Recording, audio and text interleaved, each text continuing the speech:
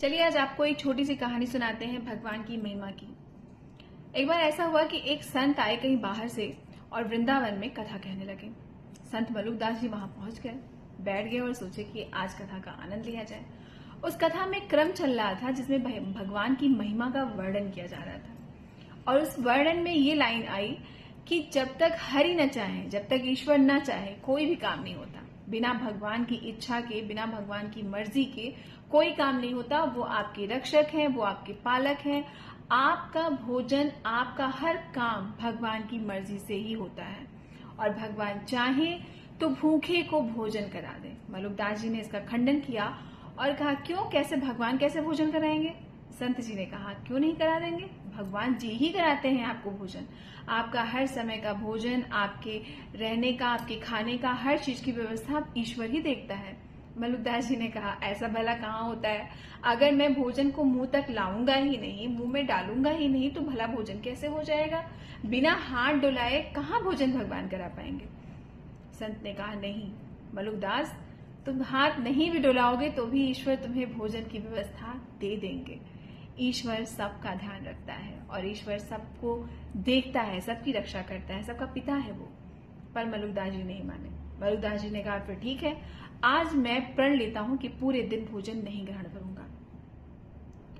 और इस प्रण के साथ वो नगर के बाहर गए और जंगल की तरफ आगे बढ़ गए। और जंगल में एक बड़ा सा पेड़ खोजा, बरगद का घना पेड़, और उसकी सबसे ऊपर की टहनी में जाके बैठ गए। ध्यान लगाया और मन ही मन विचार करने लगा, और ध्यान भी भगवान का ही लगाया। और मन में विचार करने लगे कि आज मैं यहाँ से नीचे उतरूंगा नहीं और ना मैं भोजन ग्रहण करूंगा। देखता हूँ कैसे भगवान आके मुझे भोजन कराते हैं, कहाँ से आके कराते हैं। भगवान भला कैसे भोजन करा सकते हैं जब तक आप स्वयं नहीं अपना हाथ चलाएंगे? तो अपना ध्यान करने लगे और कुछ देर बाद उसी जगह पे एक बहुत ही सुंदर राजकुमार का जत्था वहां से गुजर रहा था। राजकुमार का ध्यान इस वृक्ष की तरफ गया जो कि इतना खूबसूरत था। राजकुमार ने आदेश दिया कि हमें भूख लगी है, हम यहीं पे आज थोड़ी देर विश्राम करेंगे, भोजन करेंगे और उसके बाद थोड़ा देर विश्राम करेंगे, फिर आगे की यात्रा करेंगे। तो सारी व्यवस्था की गई, बहुत अच्छे अच्छे पकवान व्यंजन बनाए गए। राजकुमार बैठे खाने के लिए और बहुत अच्छे से पूरी थाल सजाई गई थी। और तभी सिपाहियों के कान में घोड़े की टाप पड़ी, जैसे कि कई सारे घोड़ों का झुंड उनकी तरफ बढ़ रहा हो। तो राजकुमार के सिपाहियों ने कहा कि राजकुमार, हमारी तरफ डाकुओं का झुंड आ रहा है और अनायास उनसे युद्ध करना कोई बुद्धिमानी नहीं है। इस जगह को छोड़ के हम आगे बढ़ते हैं। राजकुमार और बाकी पूरा जत्था तैयार हुआ और वहां से आगे बढ़ गया। मगर जब डाकू वहां पहुंचे, पूरा भोजन तैयार देखा, तो डाकू के दिमाग में बात आई कि इतना सारा भोजन, इतना अच्छा भोजन, इतने अच्छे तरह से परोसा हुआ भोजन भला इस जंगल में किसने बना के रखा हुआ है? बिल्कुल ये हमारे लिए ही बना हुआ है। डाकू को भूख भी बहुत लगी थी, मगर दिमाग में एक संशय था कि ये भोजन किसने बनाया है और क्यों रखा है, कहीं ऐसा तो नहीं किसी की चाल है। तब तक बरगद के पेड़ से एक टहनी नीचे गिरी और उन डाकुओं की दृष्टि ऊपर पेड़ पे बैठे मलुकदास जी पे पड़ गई। मलुकदास जी तो ध्यान में बैठे हुए थे, पर डाकुओं ने ऊपर से उन्हें नीचे घसीट के ले आए और उनसे पूछा कि ये भोजन किसने पकाया है? तुमने रखा है ना? तुम हमें फंसाना चाहते हो, तुम हमें पकड़ना चाहते हो?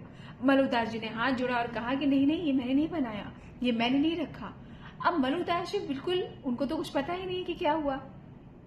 अब डाकुओं के समूह से ही एक डाकू ने कहा कि कोई बात नहीं सरदार, इसने ही रखा है तो इसको ही पहला खिलाएंगे और इसको ही सारा भोजन ग्रहण कराएंगे। अगर इसको कुछ नहीं होता है तो इसका मतलब ये भोजन हमारे ग्रहण करने योग्य है। पर मलुकदास जी मुंह खोल ही नहीं रहे, क्योंकि उन्होंने तो आज प्रण लिया है कि पूरे दिन वो कुछ भी नहीं खाएंगे और अपने भगवान को एक चैलेंज किया था कि देखते हैं मुझे कैसे खिलाते हैं। पर दो डाकुओं ने उसका हाथ पकड़ा, एक डाकू ने उसके मुंह को दबाया और डाकुओं के सरदार ने सारे व्यंजनों में से हर पकवान को उसके मुख में डाला। मलुकदास जी भोजन ग्रहण करते गए और आंखों से उनके जर्जर आंसू बहते गए और वो आसमान की तरफ देख रहे थे, मानो कह रहे हो कि मान गया तेरी शक्ति को कि तू सच में बिना कुछ किए भी भोजन करा सकता है। सच में तेरे ही हाथ में सब कुछ है।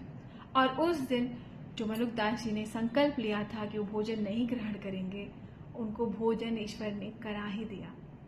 रूप किसी भी तरह का वो ग्रहण कर सकते हैं, किसी भी को भी माध्यम बना सकते हैं, मगर वो अपना काम करते हैं और आपका ख्याल रखते हैं। आपको ये कहानी कैसी लगी ज़रूर बताइएगा। फिर मिलेंगे ऐसी किसी कथा, कहानी और किस्से के साथ। तब तक के लिए अपना विश्वास ईश्वर पे बनाए रखिए। जय श्री कृष्ण, राधे राधे, जय जगन्नाथ, राम राम।